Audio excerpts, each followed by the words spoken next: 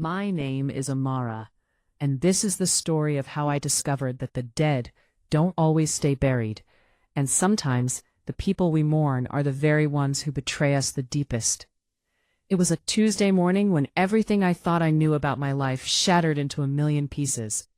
But let me take you back to where it all began, 5 years before that moment, when I believed I was just a grieving widow trying to do right by my late husband's family. The July heat was suffocating as I pulled my silver hatchback into the narrow alley behind the old apartment complex in Detroit. The building stood like a weathered sentinel, its faded yellow bricks telling stories of decades past. Graffiti decorated the lower walls, and the scent of stale garbage mixed with something burnt hung heavy in the air. I turned off the engine and sat there for a moment, staring at the building that had become my monthly pilgrimage of guilt and obligation. My name is Amara Chen. I'm 33 years old, and every 15th of the month for the past 5 years, I'd made this same journey to apartment 608 on the 6th floor. No elevator, of course. There never was in buildings like this. I grabbed my worn leather purse from the passenger seat, my fingers automatically checking for the envelope tucked safely in the inner pocket. $250. It might not sound like much to some people, but it represented nearly a quarter of my monthly salary as a medical billing specialist. It was money that should have gone toward my daughter's violin lessons, toward her college fund, toward the leak in our bathroom that I kept putting off fixing. But it was debt.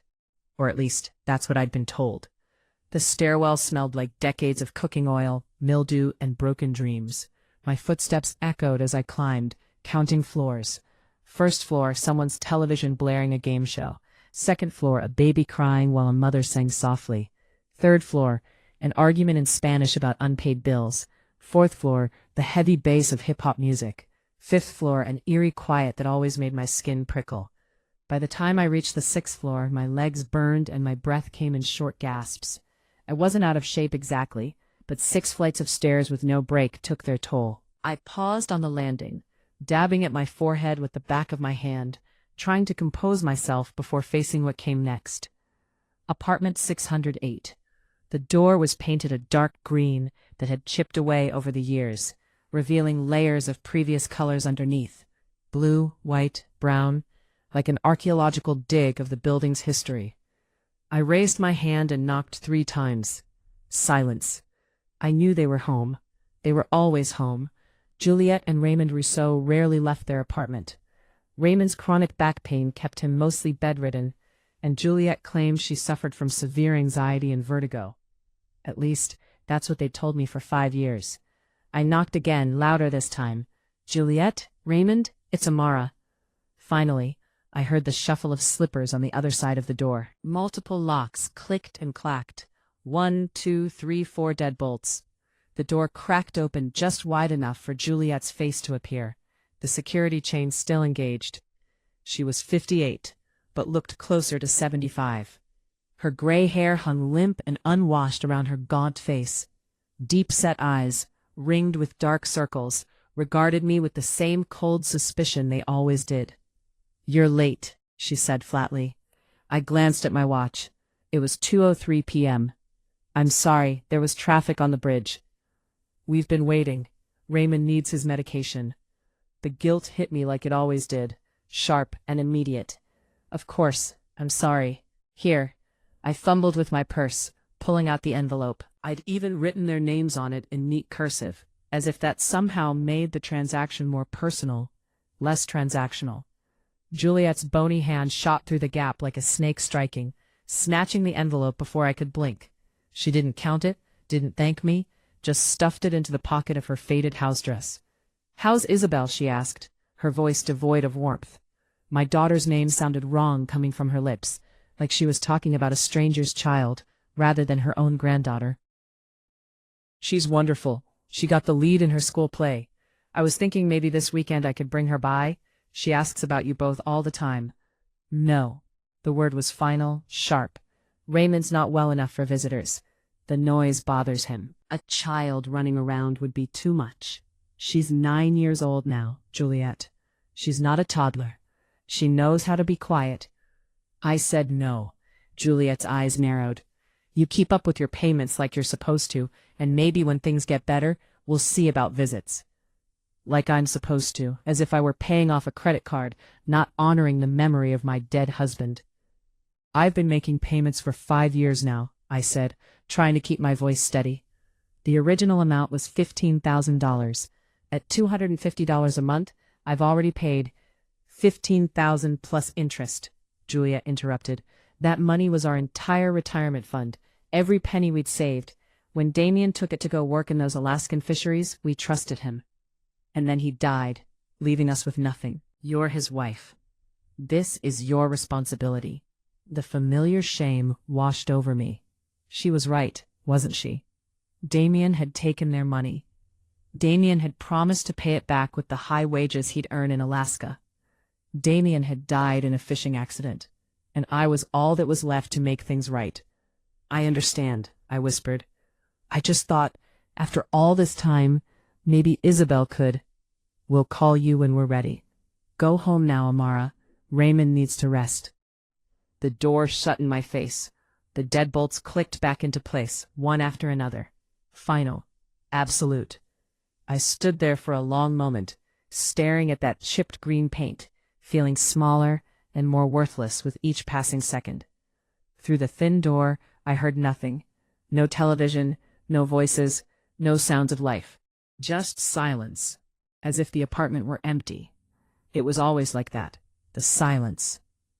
I turned and walked back down the stairs, each step feeling heavier than the last. As I passed the 5th floor, I noticed a woman standing in the doorway of apartment 502. She was probably in her mid-60s, with silver hair pulled back in a neat bun, and sharp, observant eyes behind wire-rimmed glasses. "You're the girl who visits the Rousseaus," she said. It wasn't a question. I paused, surprised. "Yes, ma'am. I'm Amara. I'm their daughter-in-law." The woman studied me for a long moment, her expression unreadable. "I'm Patricia Montgomery. I've lived here for 30 years. I know everything that happens in this building." She paused, then added, "And I mean everything." There was something weighted in her words, something that made the hair on the back of my neck stand up. "That's nice," I offered uncertainly. Patricia glanced up at the ceiling, toward apartment 608, then back at me. She stepped closer, lowering her voice. "How long you been bringing them money?" 5 years, I admitted, since my husband passed. "Every month?" "Every month." She made a soft tisking sound. "And they let you see your daughter? Your grandbaby?" "My daughter is my child, not theirs. But no, they don't really want to see her." Patricia's mouth thinned into a hard line. She looked me up and down, seeming to come to some internal decision. "Listen to me, child. I'm going to tell you something, and you're going to think I'm a crazy old woman sticking her nose where it doesn't belong. But I got grandchildren myself, and if I saw someone doing to them what's being done to you, I'd want someone to speak up." My heart started beating faster. "What do you mean?" She glanced around the stairwell, as if checking for eavesdroppers. "Those two up there ain't what they seem. I've been watching and I've been seeing things that don't add up." "What kinds of things?" "Come by my apartment next time you're here. Not today, they might hear us, but next month, before you go up to them. 5th floor, apartment 502. I got something to show you." She reached out and gripped my arm with surprising strength. "But until then, you keep your eyes and ears open. Pay attention to the little things, the things that don't make sense." Before I could respond, she released my arm and stepped back into her apartment, closing the door softly but firmly. I stood there, confused and unsettled. What had that been about? What could Patricia possibly have to show me? But as I continued down the stairs and out into the humid Detroit afternoon, her words echoed in my mind. Things that don't add up. If you feel my words, show your support by liking the video and subscribing to the channel.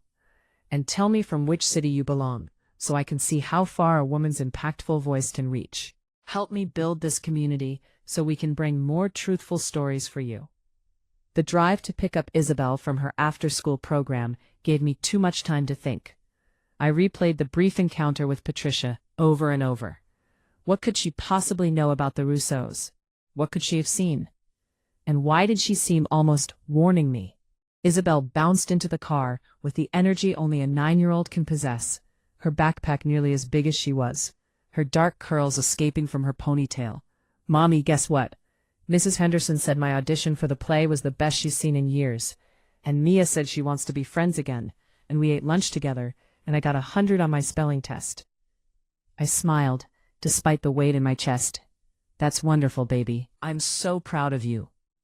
As I pulled into traffic, Isabel chattered on about her day, about her friends, about the upcoming play. But then she grew quiet, and when I glanced over at her, she was staring out the window with a thoughtful expression. "Mommy?" she asked softly. "Did you go see Grandma Juliet and Grandpa Raymond today?"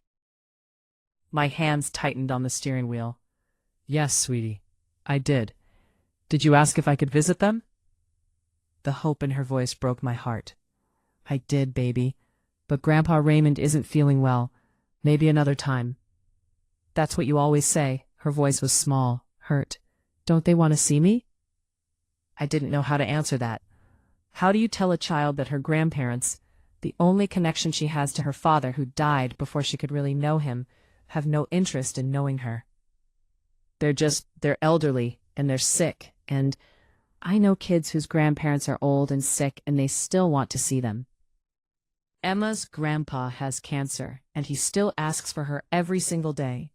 Every family is different, sweetheart. I think they don't like me." Her voice cracked. "I think they blame me for Daddy dying." "No." I reached over and squeezed her hand. "No, baby, that's not true. Your daddy's death wasn't anyone's fault. It was an accident." But even as I said it, I remembered Juliet's words on the day we got the news. I remembered the way she pointed her finger at me, her face twisted with grief and rage. "He went to Alaska because of you, because you weren't satisfied with what he could provide here. You pushed him to go, and now he's dead. My son is dead because of you." I'd been 6 months pregnant with Isabel at the time.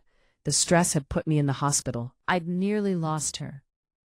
We drove the rest of the way home in silence. Our apartment was modest but comfortable. 2 bedrooms, 1 bathroom, a small kitchen and living room. The walls needed repainting and the carpet was worn, but it was ours. It was home. That night, after Isabel was in bed, I sat at our small kitchen table with my laptop and my bills spread out before me. The monthly budget spreadsheet glowed on the screen, a harsh reminder of how tight things were. Income, $3,200. Rent, $900. Utilities, $250. Groceries, $400. Gas, $150. Isabel's after-school program, $200. Payment to Rousseau's, $250. And on it went. By the time I subtracted everything essential, there was barely $200 left for emergencies, for savings, for anything extra Isabel might need. Her violin lessons had been sacrificed months ago. The school field trip to the Science Museum last month, she'd been the only kid who couldn't go. New clothes were bought from thrift stores, and even those purchases were rare. All because of a debt that, according to my calculations, should have been paid off a year ago. $15,000 at $250 per month equals 60 months. 5 years. But I'd been paying for 5 years, which meant I grabbed my calculator. $250 times 60 months equals $15,000. That's what I should have owed. But I'd been paying for an additional 12 months.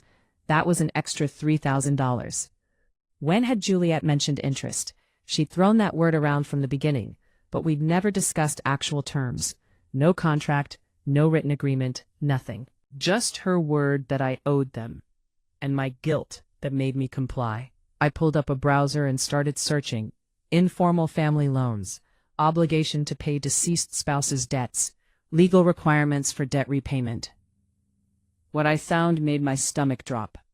In most cases, surviving spouses aren't legally obligated to pay the deceased spouse's personal debts unless they co-signed or directly benefited from those debts. And informal loans between family members without written contracts or clear terms were often impossible to enforce legally. I could have said no. From the very beginning, I could have said no. But Juliet had known exactly which buttons to push. She'd weaponized my guilt, my grief, my desire to do right by Damien's memory. She'd made me believe that I owed her this, that it was my moral obligation, that I was all she and Raymond had left. And I'd believed her. For 5 years I'd believed her. I closed my laptop and pressed my palms against my eyes. Maybe I was being unfair. Maybe they genuinely needed the money. Raymond's medical bills, Juliet's medications, those things were expensive. Maybe they really were struggling. But that silence, that terrible silence in their apartment, the way they never had visitors, never left, never let Isabel come see them, the way Juliet snatched the money like it was all that mattered. Patricia's words came back to me. Things that don't add up. I went to bed that night, but barely slept. When I did drift off, I had strange, unsettling dreams. Damien was in them, but he wasn't dead. He was standing in a doorway, just out of reach, and when I called his name, he put his finger to his lips. Shh, don't tell them you know. Know what? I asked in the dream, but he just faded away, like smoke. I woke up at 3 a.m. with my heart pounding and the certainty that something was very, very wrong. The next 4 weeks dragged by with agonizing slowness. Every day, I thought about Patricia's cryptic warning. Every night, I recalculated the money I'd paid, searched for more information online, second-guessed everything I thought I knew. I started paying closer attention to things I'd previously overlooked, like the fact that Juliet and Raymond supposedly had no income beyond Social Security. But when I'd once seen their mailbox briefly open, there'd been no shut-off notices, no collection letters, none of the signs of people truly struggling financially. I thought about how, in 5 years, I'd never once been invited inside their apartment. Not once. The door always opened just that crack. The chain always stayed on, and the exchange was always the same. Envelope for hand, brief uncomfortable conversation, door shut. I thought about Isabel's question, "Don't they want to see me?" And I realized that no, they didn't. They never had. Even right after Damien died, when Isabel was just a baby, they'd shown no interest in her. The few times I'd managed to visit in those early days, they barely glanced at her. What grandparents didn't want to know their only grandchild? Finally, the 15th of the month came around again. I took the day off work, telling my supervisor I had a personal appointment.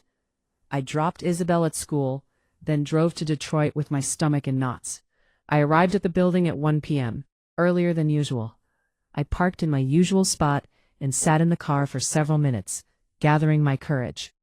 Then I grabbed my purse, with the envelope of money tucked inside, same as always, and headed into the building. But this time, instead of climbing all the way to the 6th floor, I stopped on the 5th. Apartment 502. I knocked softly, and within seconds, the door opened. Patricia stood there, fully dressed despite the early afternoon hour, as if she'd been waiting for me. "I wondered if you'd come," she said simply, stepping aside to let me in. Her apartment was the complete opposite of what I imagined the Rousseaus to be. Bright, clean, filled with photos of smiling grandchildren and the smell of fresh coffee. She gestured me to sit at her small dining table, where she'd already set out 2 mugs. "I don't have much time," I said nervously. "They're expecting me." "They can wait 15 minutes. Sit." I sat. Patricia poured coffee for both of us, then settled into the chair across from me. Her sharp eyes studied my face. "You look tired, child. How much sleep you been getting?" "Patricia, what did you want to show me?" She sipped her coffee slowly, deliberately, as if organizing her thoughts. Then she set down the mug and leaned forward. "I'm going to tell you a story," she said, "and you're going to listen to the whole thing before you react. Can you do that?" I nodded, my heart already racing.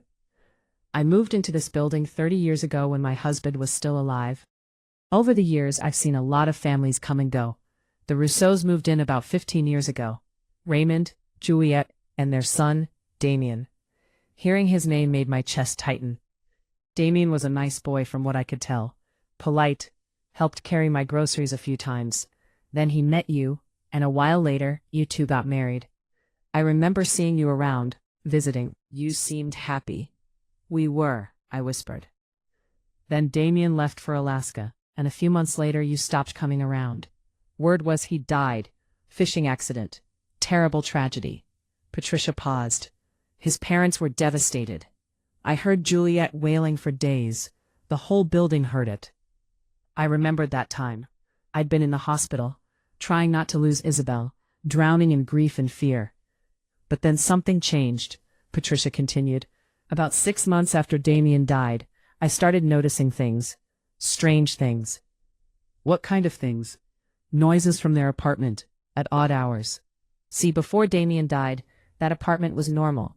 TV sounds, conversation, normal living noises. After he died, it got quiet. Real quiet. During the day, I mean. But at night, I started hearing footsteps. Heavy footsteps. Man's footsteps. My mouth went dry. Raymond. Raymond hasn't walked without a cane in 10 years, and even then he shuffles. These footsteps were different. Purposeful. Pacing. Like someone who could walk just fine. Maybe they had a home health aide, or, at 2, 3 in the morning, no aide visits at those hours. And here's the thing, I started paying attention, real close attention. During the day, silence, like nobody's home. But late at night, footsteps, voices, muffled but definitely voices. And once I even heard laughter. A chill ran down my spine. Then you started coming around, every month like clockwork. Always looking guilty, always looking sad. And I noticed something else.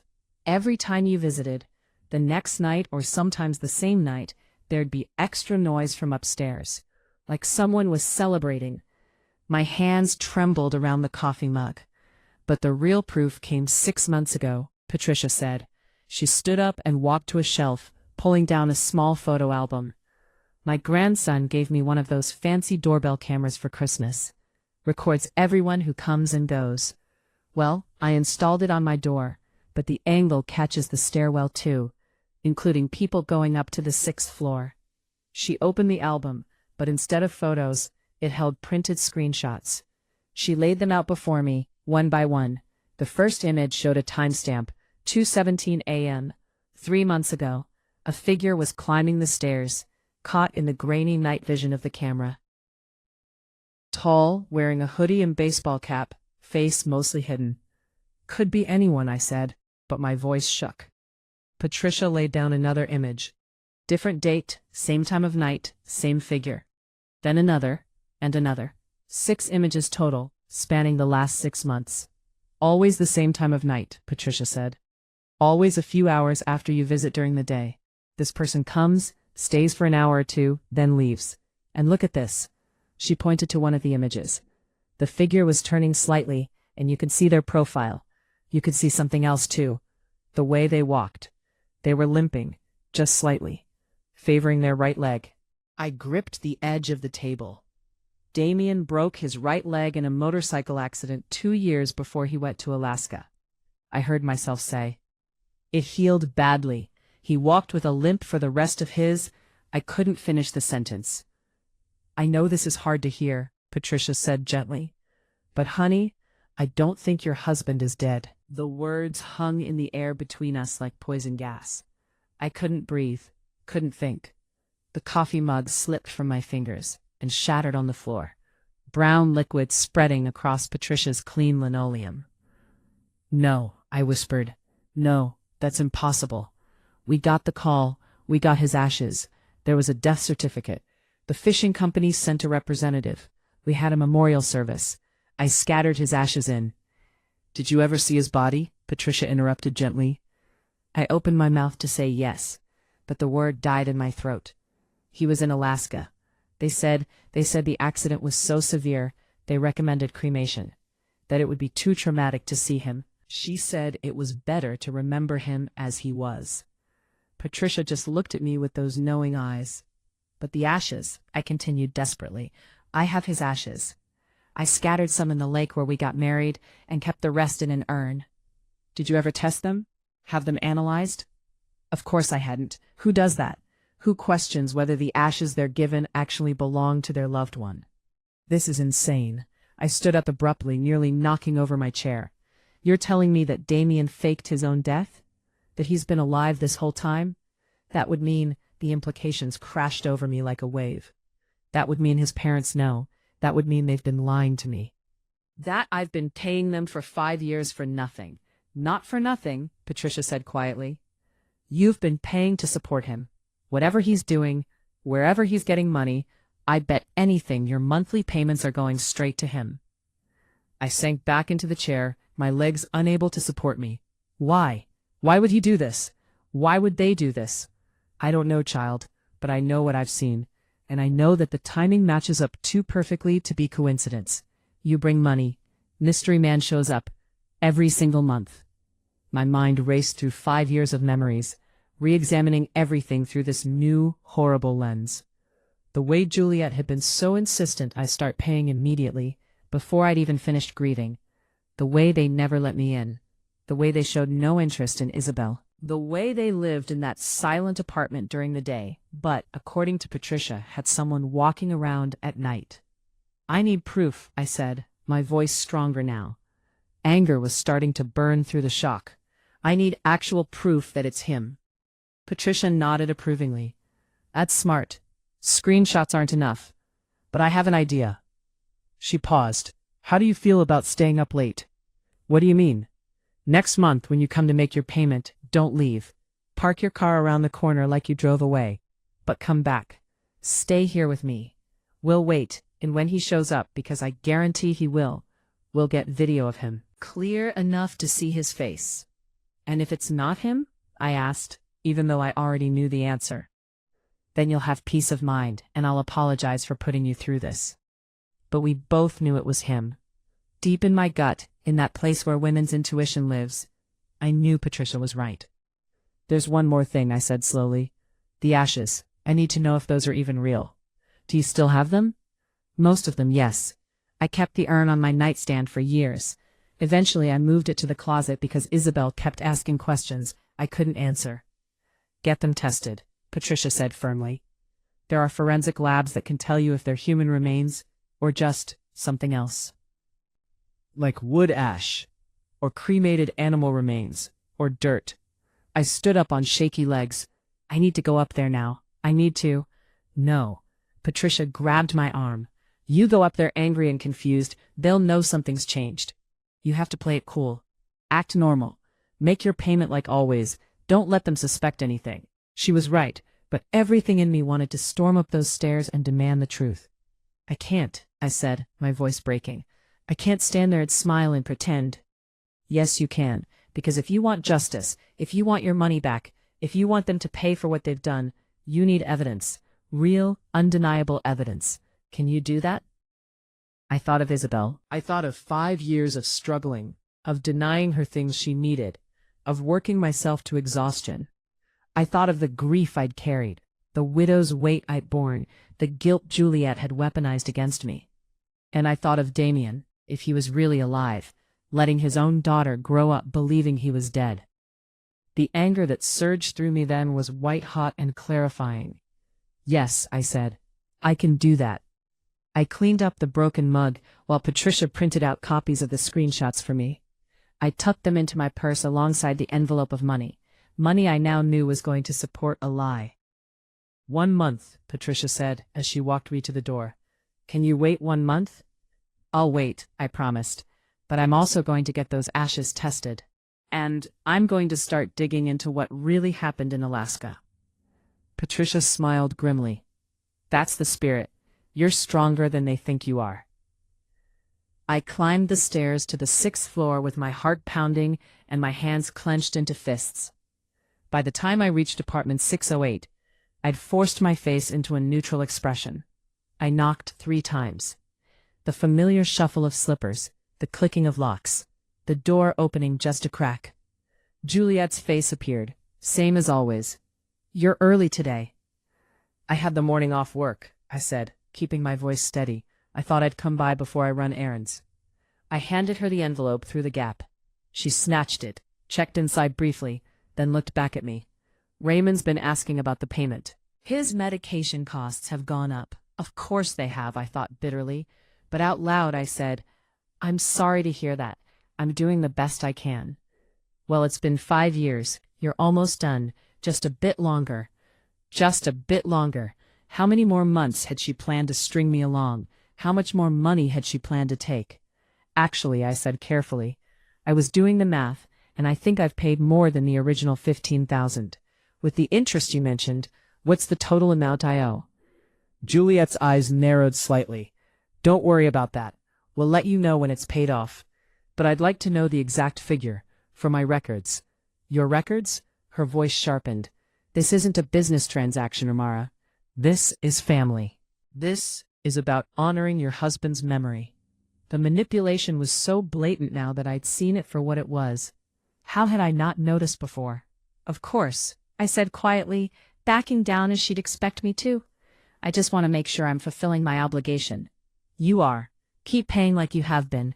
She started to close the door, then paused. And Amara? Don't go poking around asking questions. The debt gets paid when we say it gets paid. Understood? It wasn't a question. It was a threat. Understood, I said. The door shut. The locks clicked. I stood there for a moment, staring at that chipped green paint. Behind that door were two people who had looked me in the eye every month for 5 years and lied. Who had taken my money and my guilt and my grief and used them for their own gain.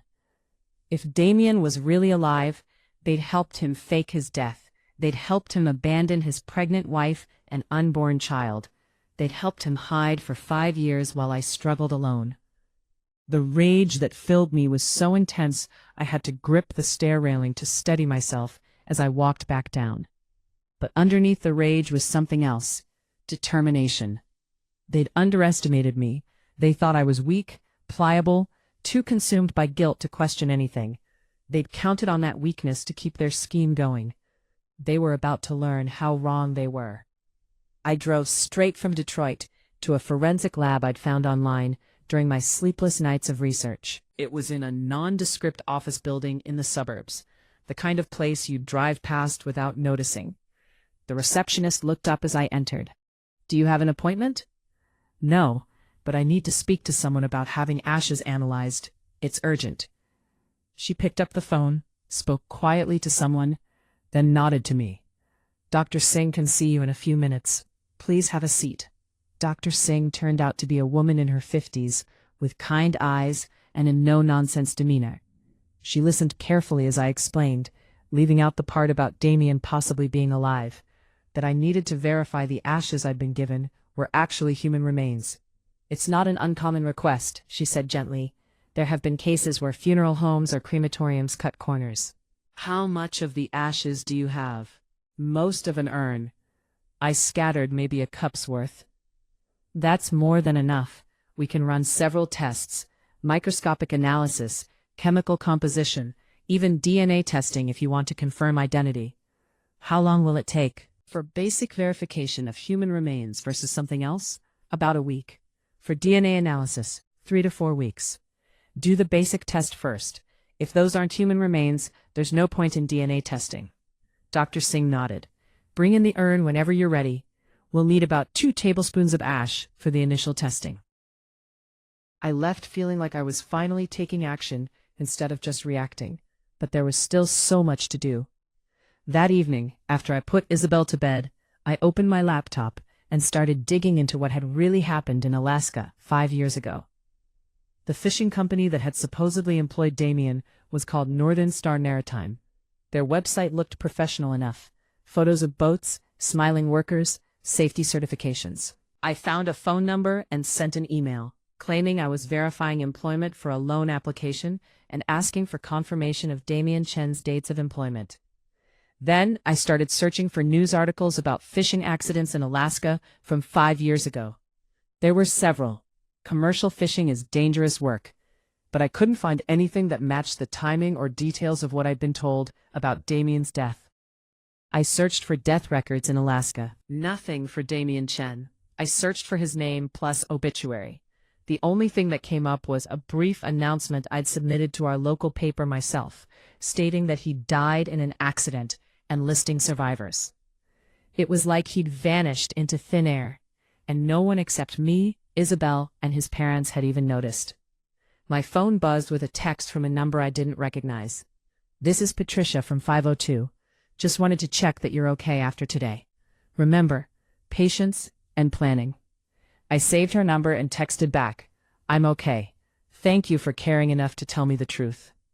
Her response came immediately. Women have to look out for each other, especially when men think they can get away with anything. I fell asleep that night with my laptop still open, tabs upon tabs of research filling the screen. But for the first time in 5 years, I didn't dream of Damien's death. I dreamed of his reckoning. The next week crawled by. I went to work, picked up Isabel from school, made dinners, helped with homework, all while my mind churned constantly with plans and possibilities. On Thursday, I received an email response from Northern Star Maritime. We have no employment records for a Damien Chen. Are you sure you have the correct company? I stared at the email for a long time. No employment records. He'd never worked there. The entire Alaska story was a lie. On Friday, exactly 1 week after I dropped off the urn, Singh called. Mrs. Chen, I have your results. My heart hammered. And? The ash you provided is not human remains. Based on our analysis, it appears to be a mixture of wood ash and cremated animal bone, likely pork or beef based on the molecular structure. The room tilted. I sat down hard on my office chair, grateful my cubicle walls hid me from my coworkers. You're certain? Absolutely. I'm sorry. I know this isn't the news you wanted. Actually, I said, my voice surprisingly steady. It's exactly what I needed to know. Thank you, Dr. Singh. I hung up and sat there in my cubicle, staring at nothing. They'd given me an urn full of garbage. They'd let me mourn over wood ash and animal bones. They'd watched me cry over something that had never been my husband. The cruelty of it was breathtaking, but now I had proof. Concrete scientific proof. I took out my phone and opened a notes app. I started listing everything I knew, everything I suspected, and everything I still needed to prove. Facts. No employment record at Northern Star Maritime. Ashes are not human remains. Mystery person visits Rousseau apartment monthly at night. Mystery person has a limp like Damien's. Visits correlate with my payments. I've paid over $15,000 in 5 years. No written contract for the debt. Rousseau's refuse all contact with Isabel. Rousseau's never invite me inside. Death. Parents are helping him hide. My payments support him. The debt was always fake. They planned this from the beginning. Still need. Clear photo, video of mystery person's face. Financial records showing where my money goes. Proof of conspiracy between all 3 of them. Evidence of fraud for police report. I had 3 weeks until my next scheduled payment. 3 weeks to prepare. I called Patricia that evening. The ashes aren't human. You were right. She was silent for a moment. I know that's hard to hear, even if you suspected it. I need to catch him. I need video evidence clear enough to take to the police. Then we'll get it. I've been thinking, my grandson's a photographer. He has professional camera equipment. I might be able to borrow a good video camera with night vision, something better than my doorbell camera. Patricia, why are you doing all this? You barely know me. I told you, I have grandchildren, and I believe women should stick together, especially when men think they can use us and throw us away. Her voice hardened. What they're doing to you, what he's doing to his own child, it's wrong, simple as that. Over the next 2 weeks, Patricia and I communicated regularly. She borrowed the camera from her grandson, telling him she wanted to film the nighttime wildlife in the courtyard. She set it up in her apartment, angled to catch the stairwell and the 6th-floor landing perfectly. Meanwhile, I consulted with a lawyer I found through a women's legal aid clinic. I explained the situation, leaving out the part about Damien possibly being alive until I could prove it, and asked about my options. If there was no written contract, and if you can prove the debt was based on fraudulent claims, you could potentially sue for return of the money, the lawyer, Margaret, told me. But you'd need strong evidence. Do you have records of all your payments? Every single one. I've kept bank withdrawal receipts for 5 years. Good. Keep gathering evidence. If what you suspect is true, if this person is alive and has been deceiving you, that's fraud on a whole different level. That's potentially criminal. I spent every spare moment building my case. I created spreadsheets, organized receipts, documented every payment and every interaction I could remember. I was building a fortress of evidence, brick by brick. Isabel noticed I was distracted. "Mommy, are you okay?" she asked one night over dinner. "You seem sad." I looked at my beautiful daughter with her father's eyes and my determination, and I made a decision. I wasn't going to lie to her anymore. "Baby, I need to talk to you about something important. Something about your dad." She set down her fork, suddenly serious. "Okay. You know how I've been telling you that your grandparents don't want visits because they're sick?" She nodded. "Well, I've learned some things recently that make me think they haven't been honest with me, with us, and I'm trying to find out the truth." "What kind of things?" I chose my words carefully. "I think they might have been taking advantage of me, taking money from us that we need, and I think—" I paused. "I think your father's death might not have happened the way we were told." Her eyes went wide. "Is Daddy alive?" "I don't know yet, sweetie, but I'm going to find out. And I need you to know that whatever I discover, whatever happens, you and I are going to be okay.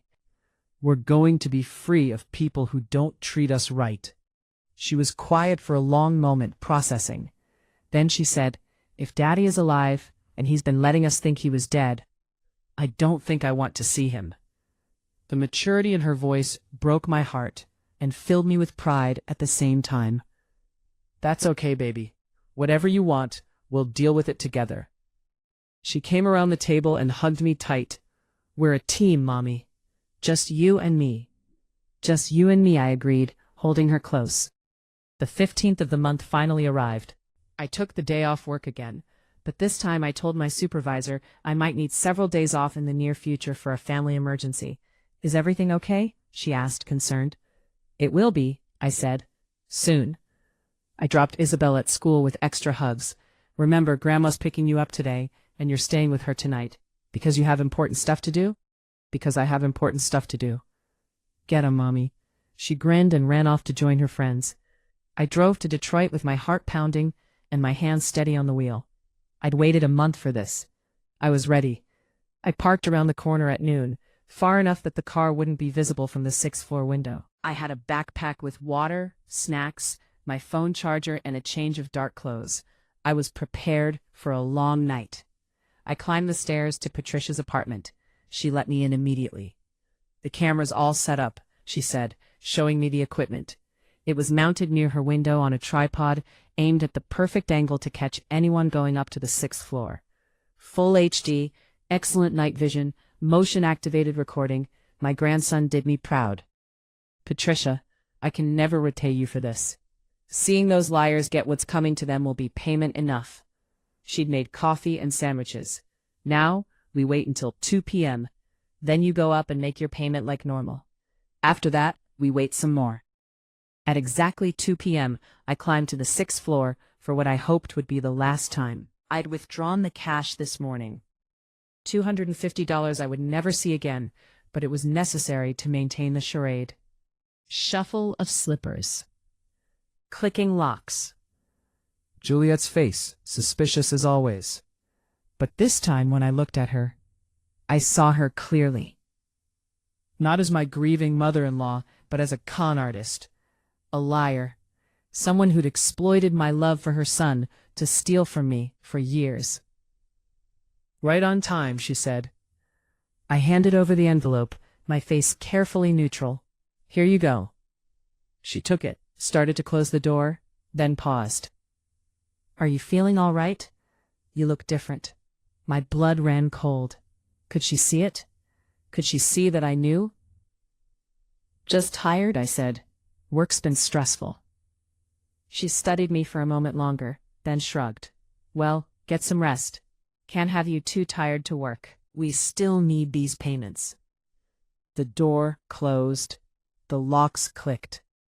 I stood there for just a moment, then walked calmly back down the stairs. Once I was out of the building, I ran to Patricia's apartment.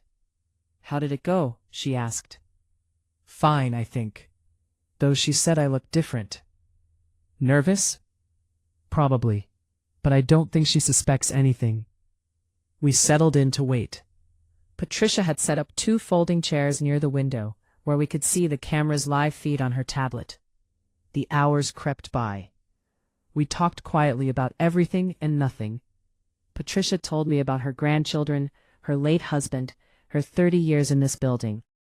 I told her about Isabel, about my job, about the dreams I'd put on hold. When this is over, Patricia said, you take that little girl and you build the life you deserve.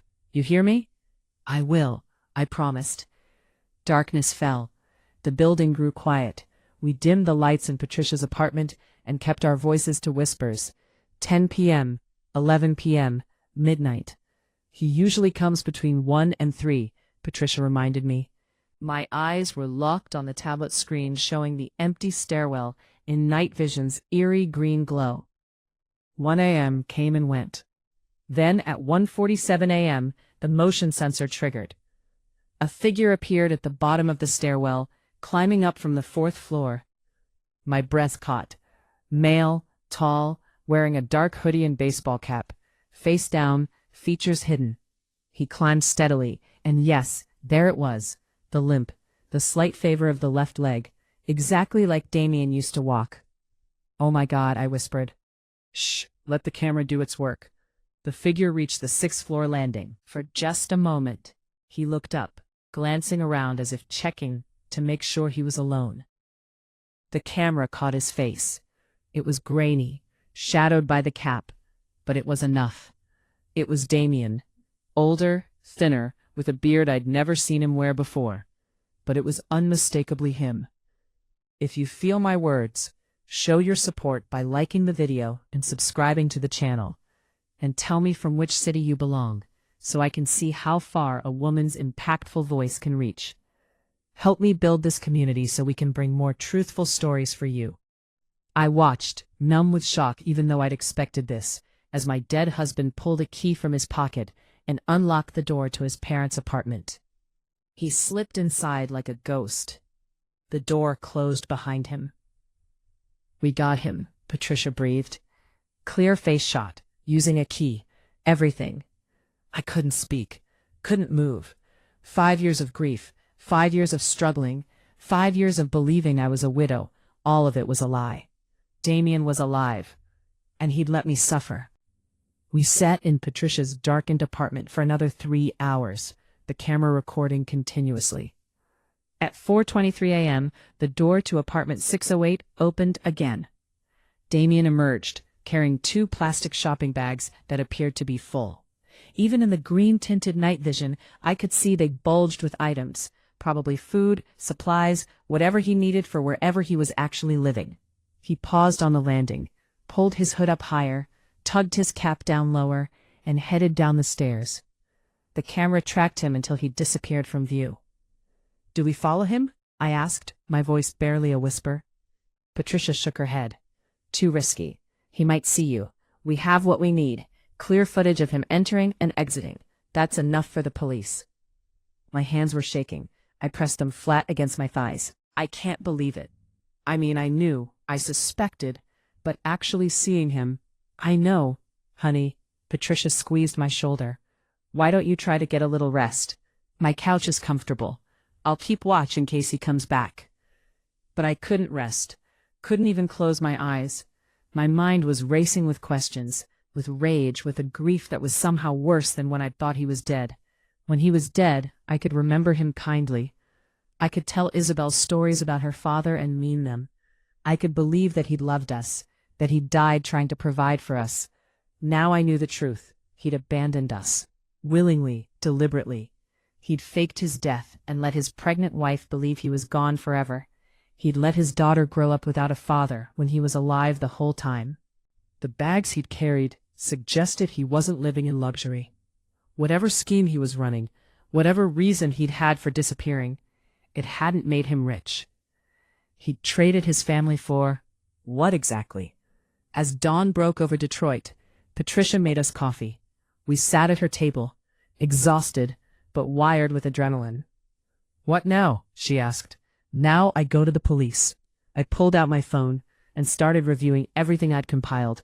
The forensic report on the fake ashes, the email from the fishing company, Patricia's video footage, my payment records. I have enough to file a fraud complaint. Maybe more. You'll need a good lawyer. I have one. Margaret from the Women's Legal Aid Clinic. She's been helping me prepare for this.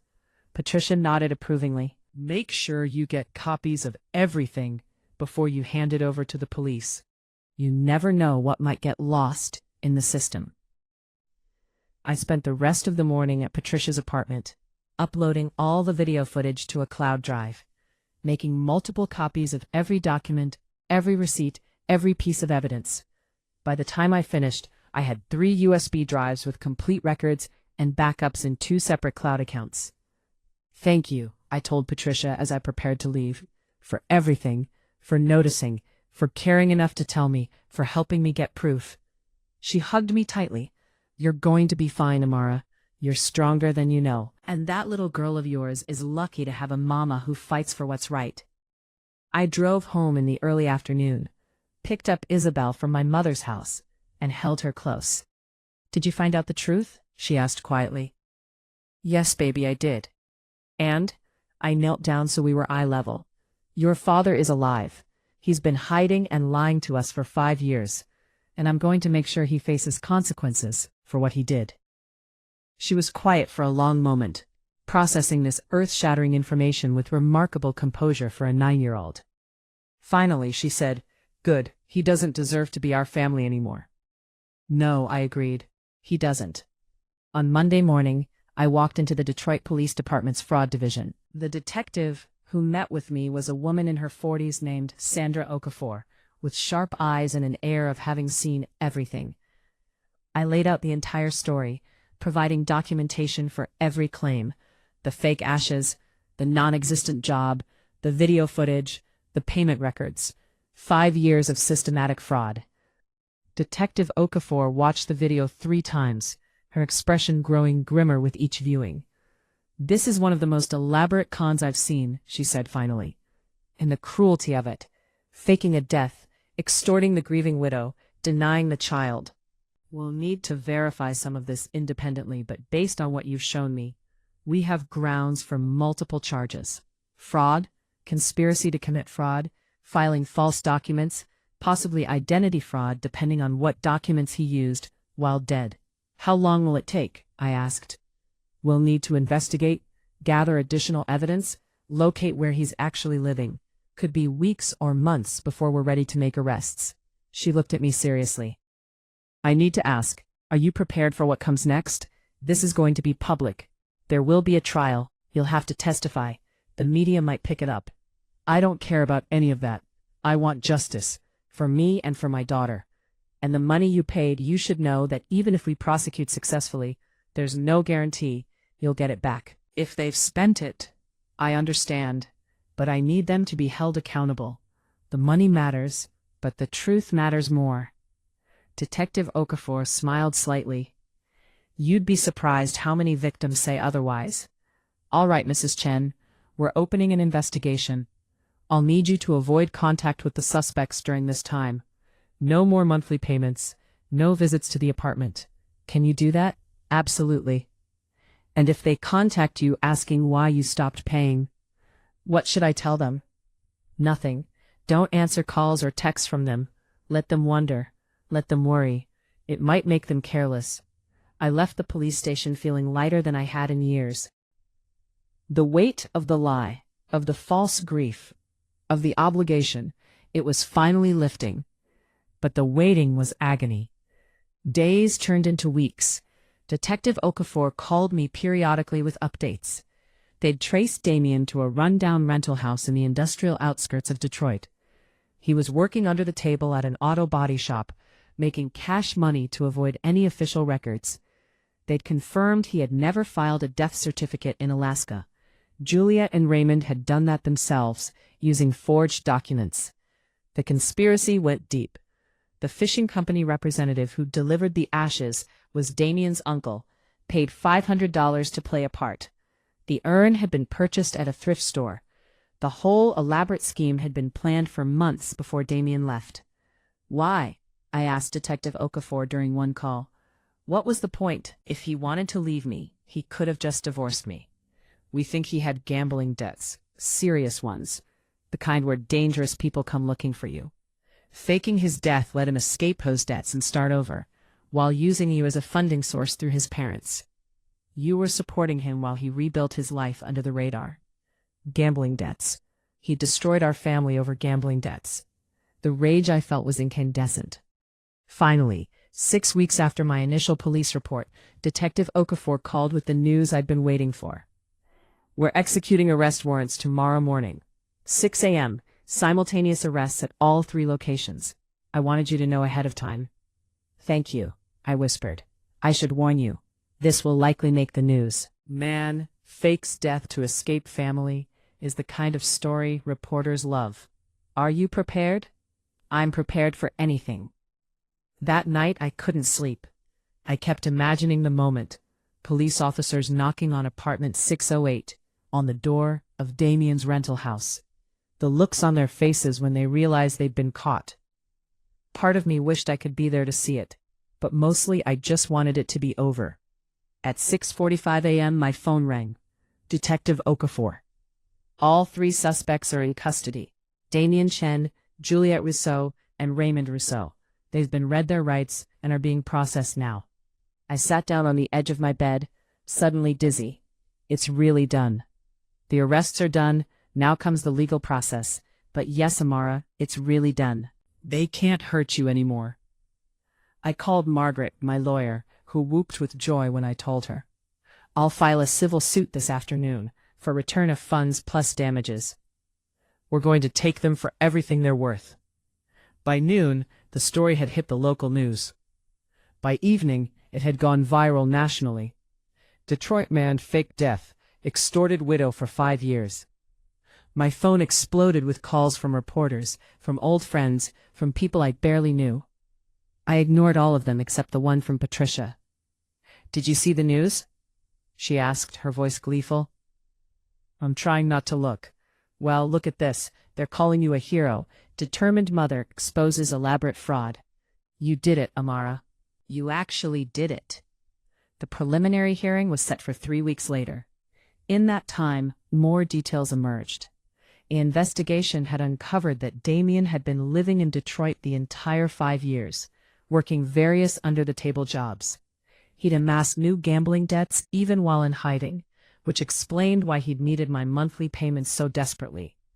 Juliette and Raymond had deposited every cent I gave them into a separate account they'd set up for Damien under a false name. They'd been receiving their Social Security just fine. They'd never needed my money at all. The prosecutor was charging Damien with fraud, conspiracy, filing false documents, and identity theft. Juliette and Raymond faced conspiracy and fraud charges, though Raymond's lawyer was already angling for leniency due to his age and health.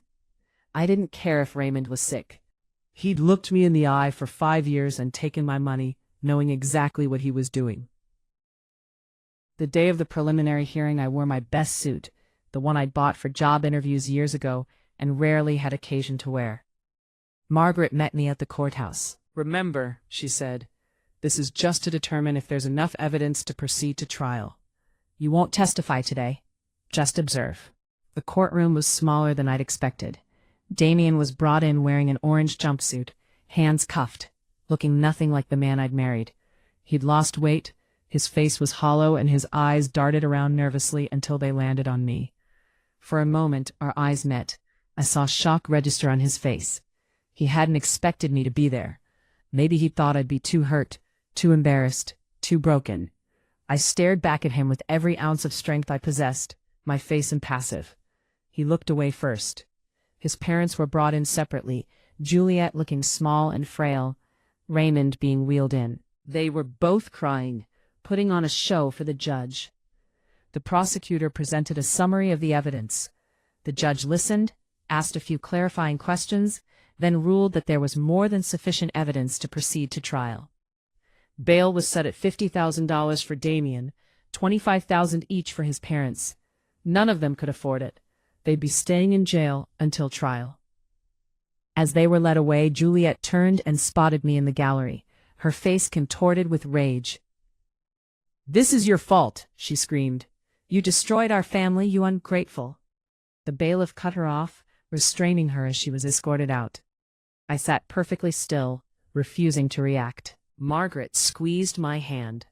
"You okay?" she asked. "I'm perfect," I said.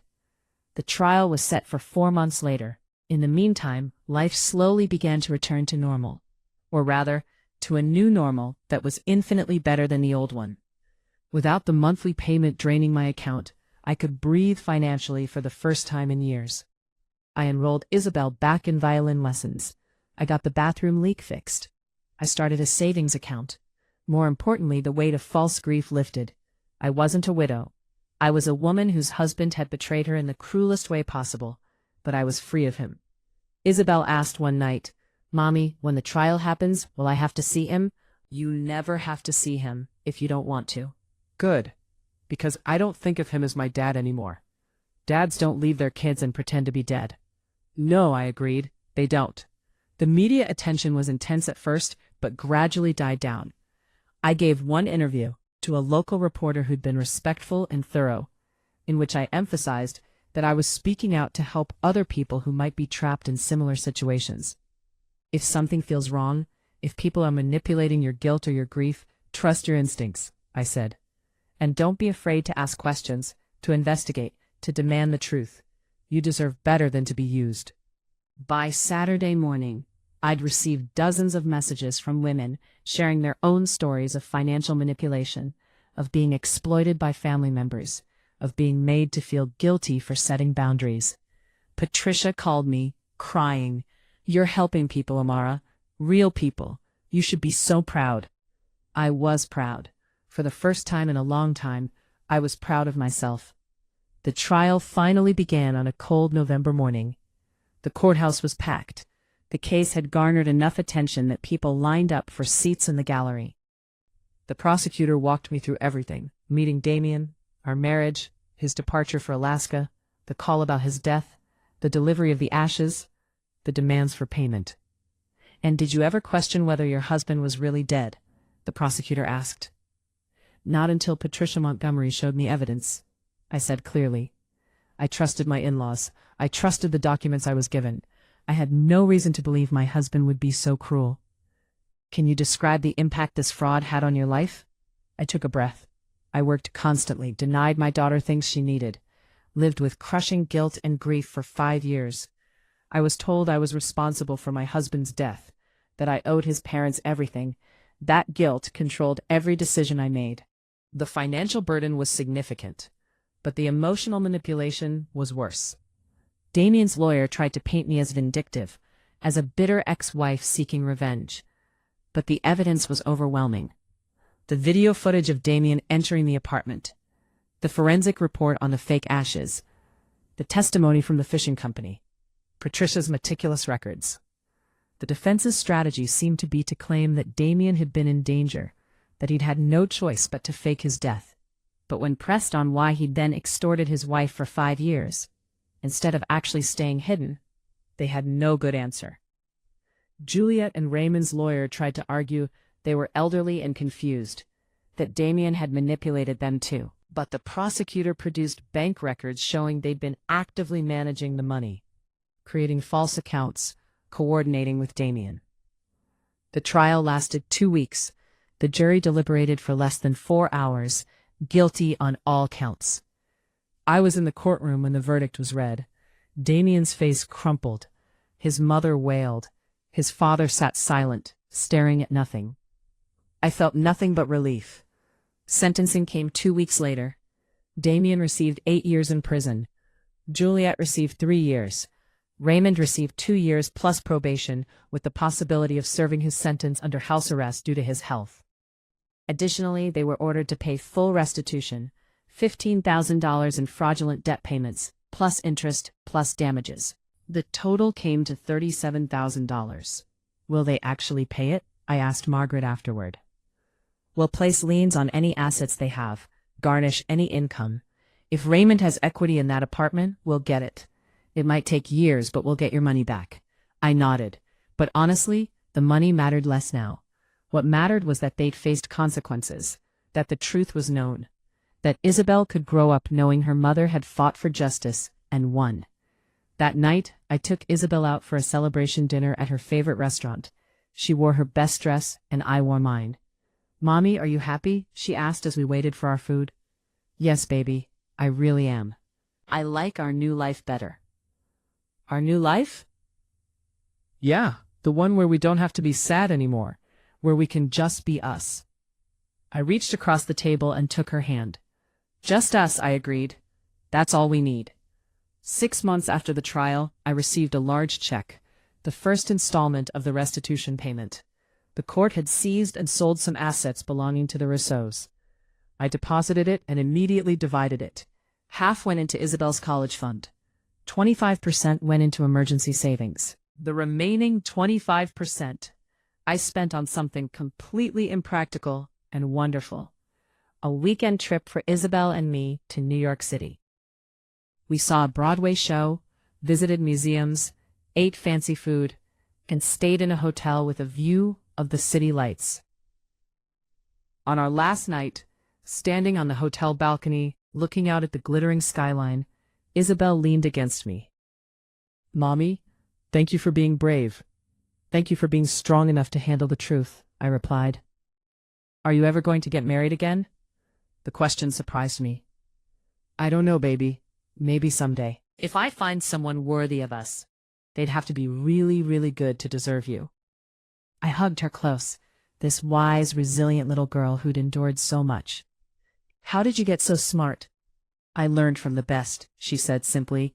A year after the trial, Patricia invited us to dinner at her apartment.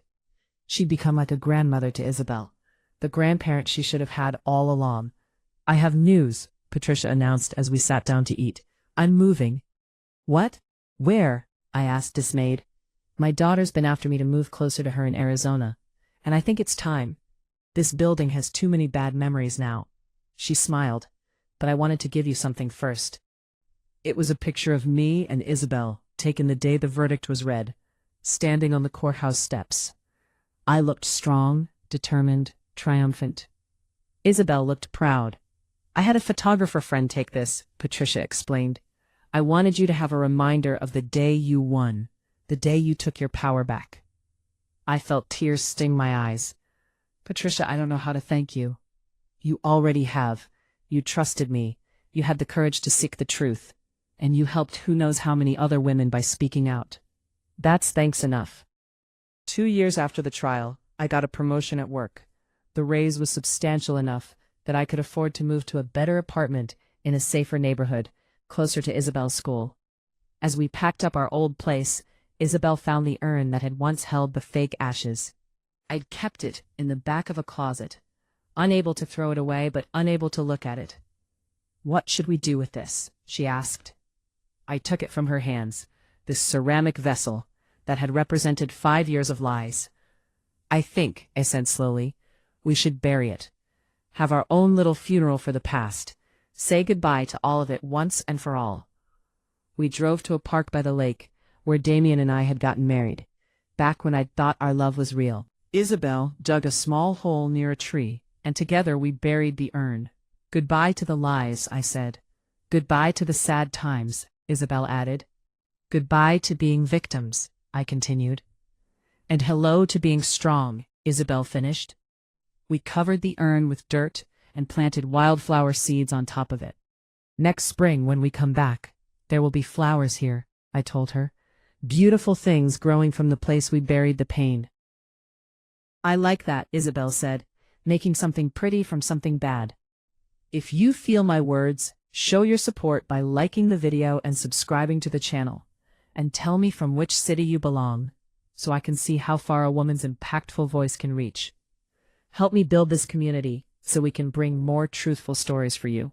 5 years after the trial, exactly 10 years after Damien had supposedly died, I received a letter. It was from him, forwarded through the prison system to my lawyer's office. Margaret called to ask if I wanted to read it. "What does it say?" I asked. "I haven't read it. It's sealed and addressed to you. You have every right to throw it away unopened," she said. I thought about it for a long time. Part of me wanted to burn it, to deny him even the satisfaction of having his words read. but another part of me was curious. After all this time, what could he possibly have to say? Send it to me, I decided. The envelope arrived a week later. I waited until Isabel was at a sleepover with friends before I opened it. I wanted to be alone for this. The letter was 3 pages, handwritten on prison stationery. His handwriting was the same. I recognized it from old birthday cards and love notes he'd written me a lifetime ago. It began, "Amara, I don't expect forgiveness. I don't deserve it. I know nothing I say can make up for what I did to you, to Isabel, to our life together. But I need you to understand why." He explained the gambling debts, how they'd spiraled out of control, how he'd owed dangerous people $50,000 he couldn't pay, how he'd been threatened, how he panicked, how his parents had suggested the plan to fake his death as a way to escape. It was only supposed to be temporary, he wrote. I thought I'd get clean, make money, come back after a year or two and explain everything. But it got complicated. The lies built on lies, and I was ashamed. Too ashamed to face you and admit what I'd done.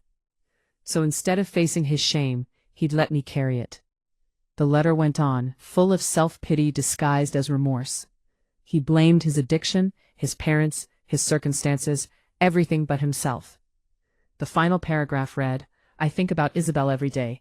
I wonder what she looks like now, what she's interested in, whether she remembers me at all. I know I don't have the right to ask, but if you could find it in your heart to send me a picture of her, just so I could see how she's grown. I'm still her father, even if I've been the worst father imaginable." I read the letter 3 times, waiting to feel something. Anger, sadness, maybe some remnant of the love I'd once felt for him. But all I felt was pity. Pity for a man who destroyed his own life and still couldn't fully accept responsibility. Who thought a letter and an explanation entitled him to a picture of the daughter he'd abandoned. I took out a piece of paper and wrote a response. It was short. "Damien, thank you for the explanation. It changes nothing. You made choices, not just once, but continuously for 5 years. You chose gambling over family. You chose cowardice over honesty. You chose money over your daughter.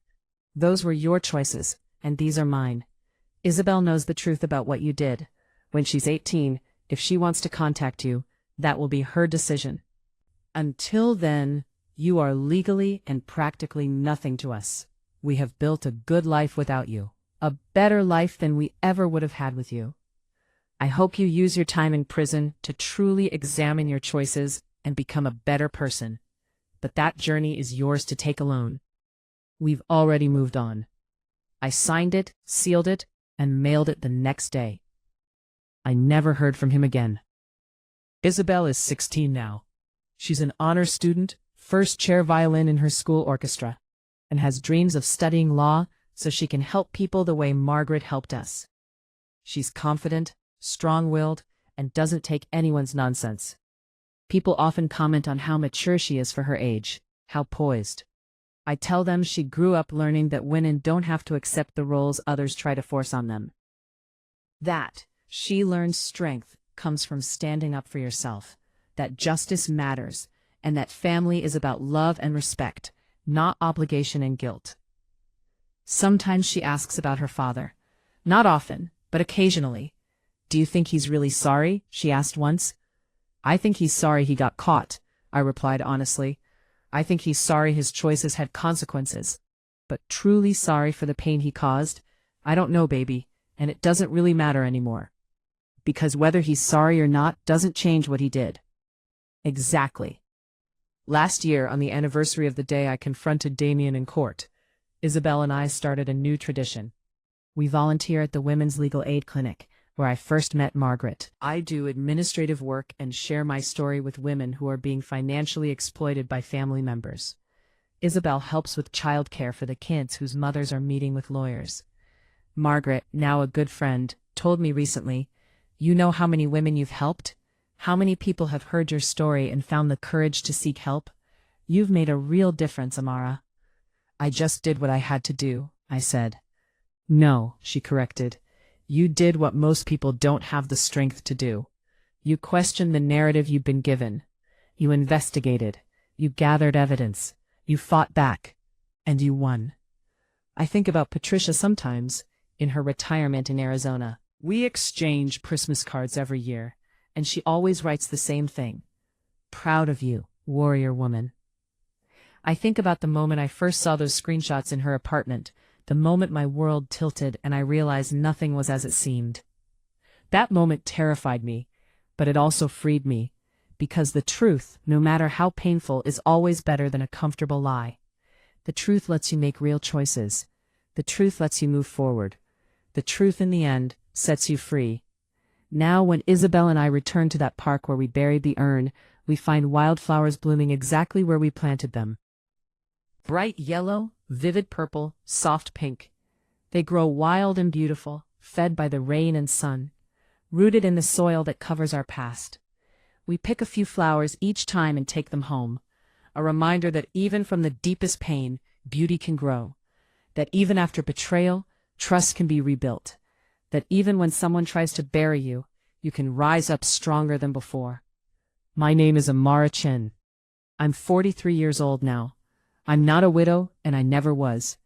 I'm a survivor of fraud, a mother to an incredible daughter, and a woman who learned that the only person you can truly count on is yourself. So you'd better make yourself someone worth counting on. This is my story, but it's also a warning and an encouragement. If something feels wrong, investigate. If someone uses your guilt to control you, resist. If you're told you have to accept less than you deserve, refuse. You are stronger than you know, braver than you believe, and you deserve a life built on truth, not lies. It took me 5 years to learn that lesson. I hope my story helps someone else learn it sooner. And to the women out there who are still trapped in situations like I was, who are being manipulated and exploited and made to feel like they have no choice, I want you to know. You have a choice.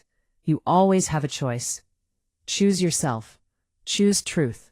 Choose freedom. Choose to fight. If you feel my words, show your support by liking the video and subscribing to the channel. And tell me from which city you belong. So I can see how far a woman's impactful voice can reach. Help me build this community so we can bring more truthful stories for you. Because in the end, that's what this is all about. Women speaking their truth, supporting each other, and refusing to be silenced or victimized. That's how we win. That's how we survive. And that's how we build a future worth living.